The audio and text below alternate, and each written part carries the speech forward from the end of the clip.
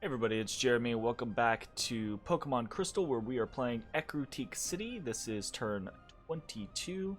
I'm a little bit under the weather, so I apologize for any snifflings or sneezings or things like that. And probably going to be low energy, so let's get to it. Alright, we have a whole bunch of reanimation casting. This is to give us some siege chaff, to be able to actually break down some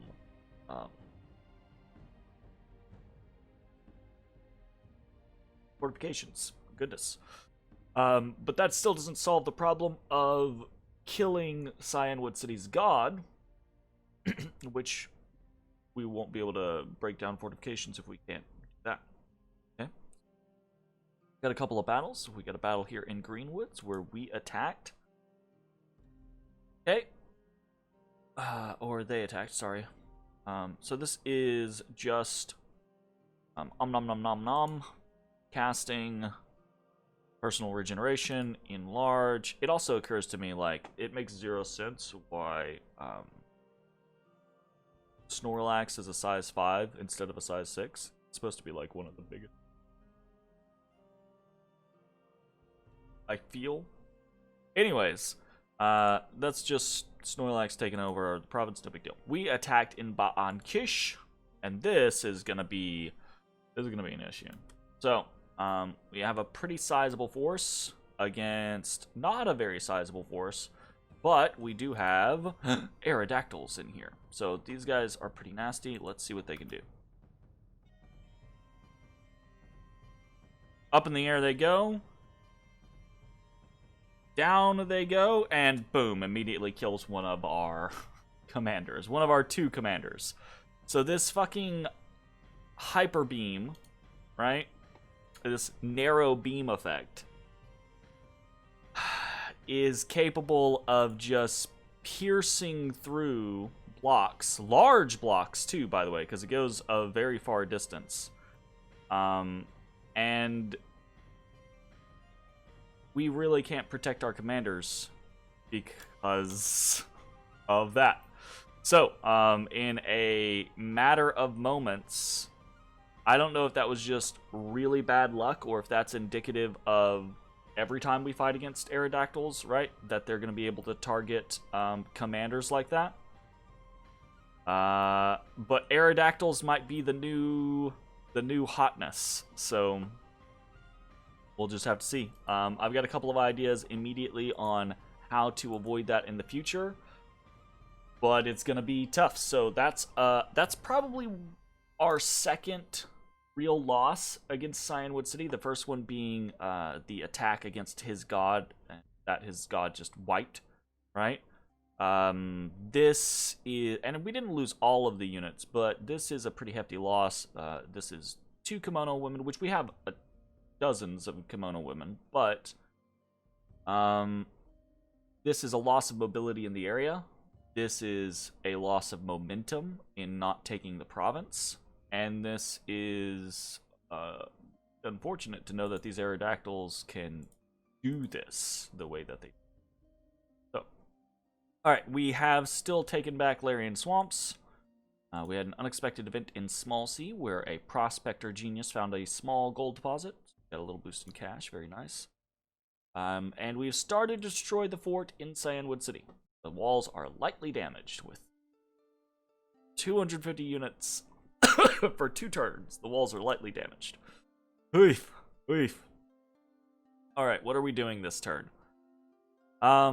Mostly we are licking our wounds and pulling back. Okay? We've got Kimono Force still heading up towards Swamp of Solitude and Vertlin. Right? Kimono 2, 8, 9, and 11 are splitting off of Cyanwood City, right? Their god is definitely within, has the ability to attack here, right? That is real bad. We'll note that,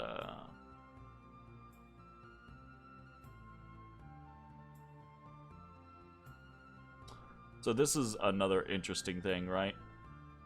The Ghastlies cause so much unrest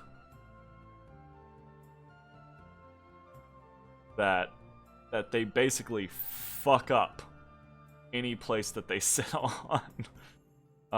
I would love if we were able to sit on there for just a little while longer. Kind of funny.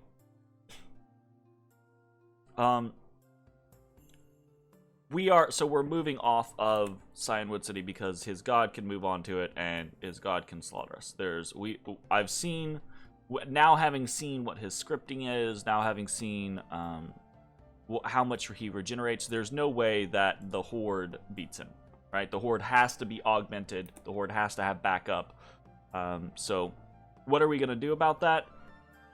We're going to do hit and runs, right? We are going to be ghosts. We're going to move off of his cap, leave some stuff on there. He's going to have to knock that stuff off, which he'll do easily. But then we're going to dance around these provinces, and we're going to hit provinces that come open. We're going to strangle them out as much as we can. While we work on solutions to the many problems. And one of those many problems, right, is, of course, the Aerodactyls. Another big problem is the Snorlax, right? I think running down Thaumaturgy is one of those potential answers. We're going to be done with Thaumaturgy 3 next turn. Thaumaturgy 4 is going to take us 2 turns after that. Thaumaturgy 5 is probably going to take us 3 or 4 turns after that. But it depends on how much we scale at that point and how much we have to mobilize our armies. So that's unfortunate. It's going to take us a little while to get there. I do not know what we are going to be able to really do in the meantime. But we do have enough ghosts, I feel, coming out that we can continue to cover his lands and basically constantly hit places. Okay? We'll see how that goes. We've got more forces coming in from the Waywoods. We've got Kimono 19, we've got Kimono 15 with more forces, we've got Kimono 16 with more forces, we've got Kimono 12 just sitting and waiting, keeping eyes on Ba and Kish. We've got more forces coming in from Kimono 18. We are continuing to recruit schoolgirls, because if we do actually get things up and running, interestingly, schoolgirls are probably going to be one of our easiest options for both communion slaves and communion masters, depending on what we're trying to do. Because we've been so unlucky with the junior boys, right? And we haven't gotten any astrals off of them. We're kind of hurting for good masters. All of our Chans are inherently slaves, right? So everyone that we throw in there is immediately going to be a slave. Which means that we actually will need to have some masters. And I'm loath to bring things like our veteran or the gym leader in, right? Our god will potentially be in there, but we will have to see. But yeah, so we've got a couple of different things going on. We're recruiting a schoolgirl in Second Forest. We're recruiting another White Chan in Ecruteak City. We will be done with a temple and a fortified village in the Haunted Woods, along with a laboratory next turn. So that will allow us to continue to scale up our mage recruitment, which is gonna be dangerous because pretty shortly we're gonna run into a situation where we are losing a whole bunch of money. We're also going to have to watch out because in the near future, we're going to need to start patrolling in some of our locations because our Ghastlies are actually, hurting us. So if we see, like, Gol Amrod has had so many Ghastlies moving through it so consistently, same thing with Dumna, so many Ghastlies moving through it so consistently, that the unrest is starting to get pretty high there. I definitely think that one of my biggest recommendations for this nation is going to be, if you want the madness mechanics, if you want the unrest mechanics, if you want the really low strength mechanics, if you want all of the things that it feels like the nation is trying to do right now, it needs to move away from gold, right? It needs to move into more like of a Lemuria, Solaria style scenario where you summon more of your mages rather than buy them. Kind of as simple as that, basically. But if you don't want to do that, right? If you want to stick with the gold and have to manage it a la like Asphodel style, right? Some of these other mechanics gotta give, right? You gotta get rid of the madness, or you gotta get rid of the mass unrest caused by your own units, or you gotta get rid of, something's gotta give. There's too many mechanics trying to hurt the nation rather than help the nation. And don't get me wrong, there's a couple of mechanics in here that are fucking dope, right?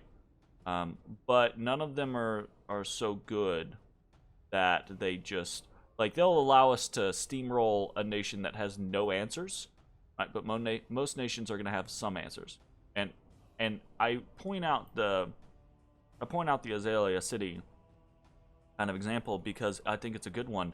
If Azalea City legitimately just had like 100 Yanmas, they could conquer our entire land without issue. I think maybe the only thing that would be a potential problem for them is our god.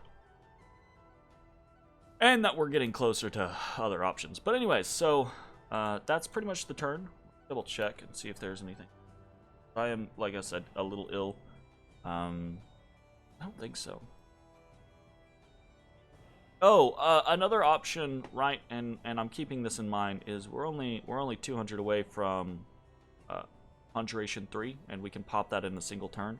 So getting Dark Knowledge into the mix is probably a pretty good idea, and actually getting Whites into the mix is also probably a good idea. It's also potentially a good idea to have access to Banes or I already have them, Kings, Mound Kings, because, and the reason being is because they're a bit sturdier as far as defenses go compared to the Kimono women. Now that being said, let me take a look at this actually. So there is something that I've been looking at for a while, and that's the nation-specific items.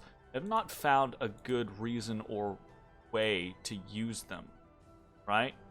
It can only be used by certain, yeah. So this teaches a Pokemon champion the Shadow Claw move. So I can't use this on basic commanders or anything like that.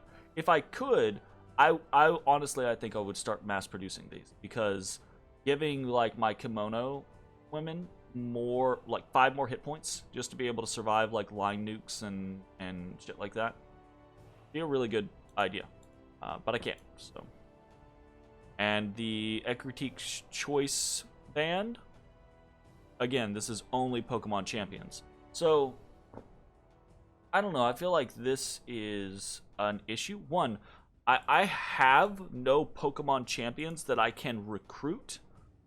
Right? I have to summon those. Those are all summonable through Thaumaturgy. So we have Ghastly champions, which are 20 a pop.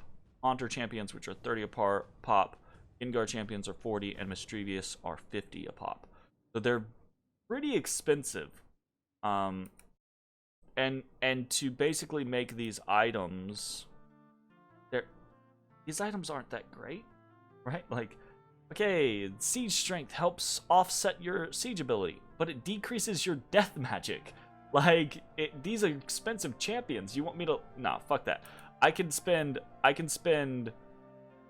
these death gems and get disposable chaff to be siege strength, right? I don't know. Maybe I'm looking at it the wrong way, and I need to do some testing just to like make all of like the unique items, and then make a bunch of the champions to just start putting them on people and be like, okay, at the end of the day, this isn't bad, you know. But I don't like this. You can't even get rid of this item, right? Is 5 HP and 2 magic at a very weak attack versus worth like I say very weak. That's actually an AoE 1 attack, so that's actually kind of... but is that worth the head slot on a expensive gym unit? I don't know. All right, this is kind of... I'm just kind of rambling at this point, so I'm going to go ahead and close it off here. We've got an interesting little setup, but unfortunately this war with... We don't have a good way to finish this war with Cyanwood. If we Death Ball, I honestly think his god can kill almost any Death Ball that we put together. I don't think I can beat him in a one-on... I don't think I can beat him in a one-on-one fight in his Dominion with my god, right? And unfortunately, I do find this kind of odd, right? We've got 1, 2, 3, 4, 5, plus a god, plus a... I guess we don't have a prophet right now. I should probably prophetize someone, shouldn't I?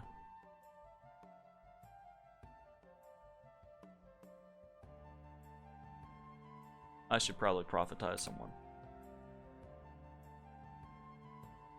I can't prophetize someone this turn. Turn's already over, I think. But I should probably prophetize someone next turn so I can get the temple checks for that as well. But I'm actually I feel kind of surprised that I'm not getting pretty... My Dominion feels very small compared to what I would hope it to be. So, not nothing. There's nothing I can really do about that though. So we'll see how it goes. All right, that's gonna be it for the turn. I will see you all next time. Bye, everybody.